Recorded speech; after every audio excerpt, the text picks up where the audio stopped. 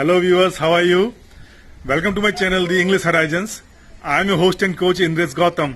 In today's video, we shall try to understand the central idea of the poem, An Elegy Written in a Country Churchyard by Thomas Gray. So, let's start without delay. So, dear viewers and students, this is the central idea of the poem, An Elegy Written in a Country Churchyard by Thomas Gray. I am going to read it aloud so that you may note it down along with my readings, or you can also note it down by pausing the video anytime. आप मेरे पढ़ने के साथ ही इस central idea को note कर सकते हैं, या वीडियो को बीच में कहीं भी रोक कर आप इस सेंट्रल आइडिया को नोट कर सकते हैं. तो पढ़ना शुरू करते हैं. Let's start reading. Central idea. The poet sitting in a village churchyard mourns over the shabby graves of the poor. He attempts to recognize their toil and value their homely joys.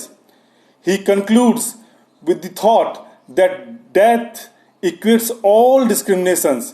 The rich and powerful should not laugh at the humble lives of the poor, because everything, whether it is pride of lineage, of beauty, of wealth, or of power, is subject to perish. Death drags all to the grave, irrespective of their stature in society. अब जरा हिंदी में इसका अर्थ समझ लेते हैं. The poet sitting in a village churchyard.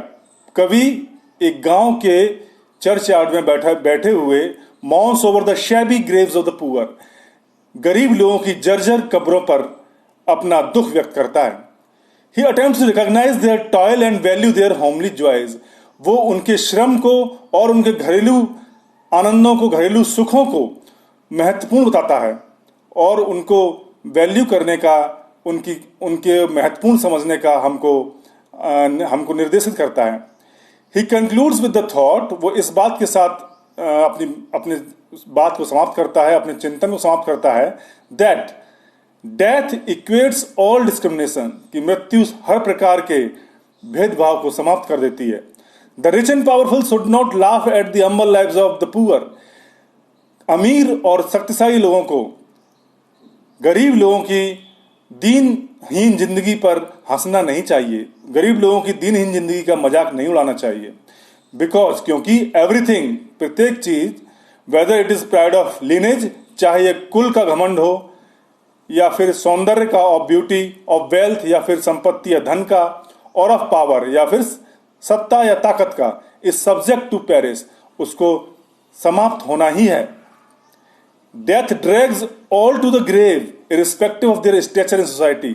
मृत्यु सभी को घसीटकर कब्र तक ले जाती है, बिना ये फर्क किए कि किसी का समाज में क्या स्थान है. If you like my videos, please subscribe to my channel and press the bell icon so that you may get the notification of my latest videos immediately.